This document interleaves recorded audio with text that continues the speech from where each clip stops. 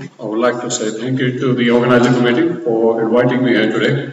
It has given me opportunity to make some friends and meet some old friends. So thank you very much. So I would like to give my tips and tricks to prevent and manage chronic complications. And first of all, I would like to say there is a book. So anyway, it's very hard to in the next 12 minutes to tell everything. But yes, there is a book on tips and tricks, which is about 40 chapters we have written. And it is a destiny for all of us. Complication is going to happen to all of us, and we just need to learn how to avoid and how to prevent and how to manage it. And I must say, I've been running this meeting for now last 10 years in Derby, United Kingdom, which is a national meeting, and I've learned lots and lots. Every time I see a case, I learn something out of it. And that's where I would like to give my next 10 to 12 minutes of what I've learned in the last 10 years and what is the most common complication we see and how we can prevent things. So my top 10 points. First one will be the primary objective. I think the most important thing is case selection. You take the case selection very correctly, have a right strategy of the patient. As you've seen in the live cases today, there's a lot of criticism here and there, how we select our cases, what our strategy should be, and then I'm sure you can manage the case methodically and meticulously and prevent any complications. I'll just give you a classical example. One of my colleagues did this case, and this is a patient came with a chronic cerebral angina, has got distal left vein, obstacle LAD and also CERB, but landed up doing a single stent strategy and occluded the circumflex artery. And patient had a VFRS. Obviously, we could go back into it, patient was saved out of it, but this tells you what kind of case selection we need to check out. Most of the problems you'll find are access related. If there is a bleeding, you see any bleeding, pain or hematoma, for example, in the groin hematoma, you must resolve it before you start the case. Because otherwise it's going to be a nightmare afterwards, either now or later. So once you put the stent and patient you have given all the anticoagulants, you may find a big hematoma and then you are spending time managing that, which can be life-threatening. Most of the time, hemorrhage and hematoma, they are evident within 12 hours. If there is retroperitoneal bleed, think of if the patient is complaining of local discomfort and if patient blood pressure is dropping or reduced hemoglobin, then you should consider CT scan straight away. Transradial approach is perceived to be quite difficult to learn than transfemoral. And the reason is, it's a small size vessel, it's very prone to spasm, and there is a high percentage of anatomical variation and can be difficult to traverse the subclavian and aortic arch. So how do you avoid and treat? So personally, I give all my patients a bit of diazepam or diazomuls, give them a cocktail, give a bit of GTN and verapamil, and give a cocktail of this with the heparin. Sheath size, I personally use 5 French for diagnostics and 6 French for all the PCI cases. Tell the patient to take deep breath, lower the heart to facilitate to the ascending aorta. If you find a resistance in the arm, then you must fluoro it. This is another case. You have fluoroed it, you found multiple stenosis, now you need to be very meticulous advancing the wire. And otherwise, disaster can like this, we can see in our, and can lead to a big complication like hematoma. If you see any brachial loop, then you can use the hydrophilic coated wires or coronary wires. You can use a hydrophilic coated guide wire catheters and straighten it with a 5 to 6 French catheters. So most of the time you'll find these loops can be straightened up by using this technique. But you can find quite a big 360-degree type of loop, and they can be very hard to negotiate. And there is evidence that if you find a big loop in the one artery, and maybe in the left radial also may be the same. So then you may need to think of femoral. There's one case where the operator decided to go navigate through this loop and ended up having a fracture of this BMW wire, and then patient had to be explored by surgically. So the wire fracture there. Other thing you can do is balloon assisted technique, which I'm using a lot more frequently now. If you see significant spasm, then you can put a small balloon, 2 millimeter balloon, and inflate up to 6 to 8 atmospheres, and then advance it forward, which really works quite well. One case I've seen, when we are focusing on this, while we are advancing with the balloon assisted technique, you don't know where the top of the wire is. And I've seen one case, the wire has gone right up to the brain, through the arteries, and caused a massive perforation called intracerebral bleed. So always keep an eye where your wire end is. If the sheath is not coming out after the procedure, one thing you don't want to do is pull. I've seen radial artery pieces coming out like this. Give them adequate anesthetic. Wait, there is no harm in waiting. Keep the band on for the next few hours. When the patient is fully relaxed, give them morphine. Very rarely the patient has to go to an anesthetic room to get it pulled out. But I think 90% of the time you can pull it, but just give time to it.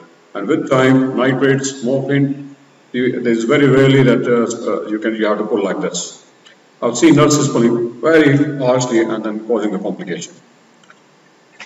This is one of my SPR did a case. He was with a TIC catheter, taking diagnostic pictures, and then he couldn't advance into the left coronary artery. As you can see, there was a spasm, and then there was a tortuosity. This was so kinked that it was about to be broken up. So went in, and we had to put a femoral sheath through that, put a snare down there, and you can pull it down, but while keeping an eye on the other end. So you have to quickly fluoro, one from the center of the chest and second come to the arm, and see if you can unfold it anti-clockwise. And I tell you, this technique does work. If you ever find kinking like this, do not advance or do not try to pull it, otherwise the patient will end up going to the surgeon. Always think of the unexpected. It is very important to know, because even a simple case can become a very much disaster. This is a case where a short lesion, as you can see in the mid LED. Operator thought a straightforward case, pre-dilate, put a stent, 5 minutes case. It's a Mondo case, which was by single vessel PCI with a one single stent. Procedure actually lasted for not more than 5 minutes. Pull the wire out, and as we're pulling the wire out, the guide cath got sucked in. And then it became a real nightmare. This is one of the cases, I tell you, this was a young lady who was only in 50s, and landed up, the operator could not go back into the lumen. And that simple case became a life-threatening, and patient actually died. So every time you take a wire out, take the views, different views, be very careful of the guide cath being sucked in. Exchange length wire, all the radial procedures nowadays, we keep the wire in as we exchange it. And I'll just tell you this example of what happened. It's the right coronary artery. Patient actually came with a primary PCI. Left coronary artery PCI was done. First, a picture of the right coronary artery was taken. And with the length wire, the patient was having ST elevation still in the inferior leads now. And went back in, and you can see there is a massive dissection into the right coronary artery. And that happened actually by exchanging the wire. If you don't fluoro it at the time of exchanging it, you must fluoro the aorta at the time of leaving the wire in. Otherwise, the wire can go into the coronary artery and can cause massive dissection. So this is a case who has come with acute coronary syndrome.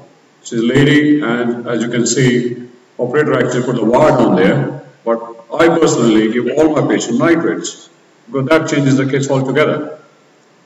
This is the same case, and you can see the massive inflation of this coronary artery just by giving the nitrates. And your case has completely changed now. And so the importance of nitrates is very important. We all inject a bit of bubbles, a bit of air goes in when we are doing, because a lot of exchange of catheters happen. We are pulling the wire, putting the balloon in, putting the stent out with our stopcock, keeping an eye on the contrast, and a little bit of the air can be forgivable, but I've seen disasters happening like this. Let's say a massive air embolism. This patient did not survive, which could have been just done by standing in the proximal area. So they kept on trying, but despite suction of all this, ballooning it, there was no way this patient did not survive. So must keep an eye. I think always, if you're not, once your catheter is in, must bleed back. It's very important to bleed back, and that's your clue that there is no. But I have some more minutes, thank you. Choosing your catheters is very important.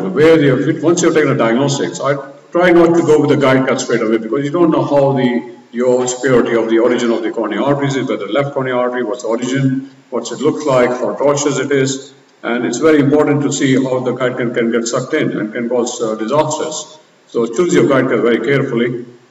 Left main length, if there's a lady, I always take a very short, less aggressive guide cath. If the takeoff, look at the takeoff superior versus horizontal versus inferior, it gives you a clue.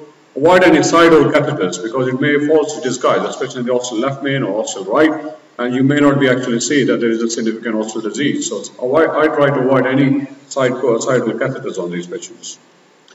Direct stenting, personally I don't direct stent, Very rarely have to direct stent it, because most of the time you find these patients have got calcifications. Our population is now more calcified complex cases, so I always tend to pre-dilate.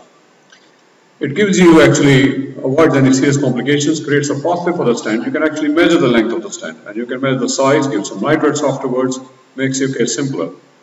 So it gives you understanding of the length, diameter and morphology, reduces the need of any high pressure stent implantation, and you can easily post-dilate. So it also reduces the risk of your malapposition and late stent thrombosis.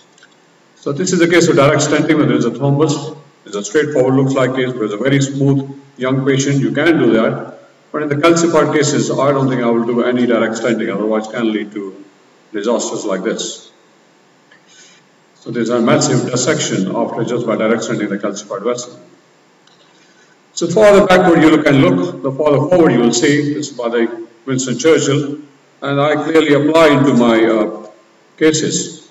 Always keep an eye on your wire. So this is a prime picture to the right coronary artery. The wiring was done, but you didn't know where the distal end is. There was a massive perforation down there. So you can put a second guide cut, use a ping pong, clip the wire in. You can try to put a small micro catheter and see if you can take some fat from the groin, inject it with mix it with a saline and inject it through it, and work in this case. The other thing you can do is, this is the fat injection. You can coil it if there is a perforation where the coiling was done. So you should have some on your shelf. There's a microcoil kit now which you can have a container microcatheter delivery system. You can embolize these microcoils, and there is a delivery system to it with a coil pusher where you can embolize these microcoils.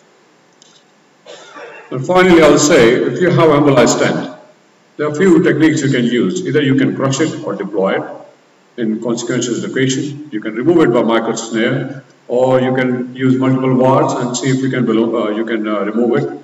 Finally, you can also try putting a balloon in front of it. If you're still in the lumen and your wire is still in the stent, then you can always inflate a small balloon in front of it and see if you can retrieve it.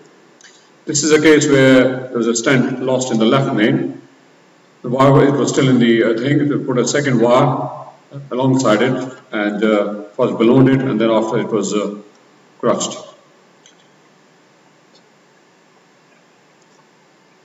There's another case where the left main stent was snared out. It's very hard to snare these cases, especially if there is a stent already there in the LED, and if the stent, because you don't know where your stent has come off, if it is stuck to the previous stent, it may become very hard to stent it. So sometimes it's better to crush it where it has been available. So I'll say to remember, you can't afford two mistakes. If you've made one mistake, it's better to stop. And then rather than going one artery to the other artery, if you have a femoral hematoma, then you should sort that out first rather than proceeding with the case.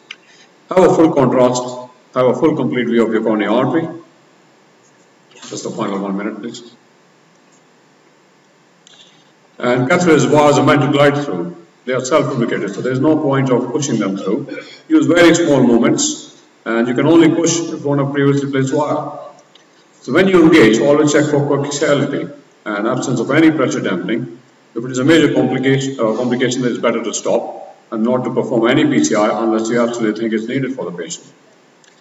If you think of there is any edge dissection, it's better to stent it rather than thinking that it may be okay. It's better to, if you're in doubt, stent it. It's easier that way rather than coming back 2 hours later with a stent thrombosis. So to conclude, I would say keep it simple. You can avoid it by thinking ahead, and you can learn to solve the complication. So always attend these cases like this and conferences like this. You always learn from these meetings. Call for help early. Call for your colleagues and go for a meticulous and methodical approach. And if you haven't had any complication, I tell you, it will happen. This is bound to happen to us. Thank you very much.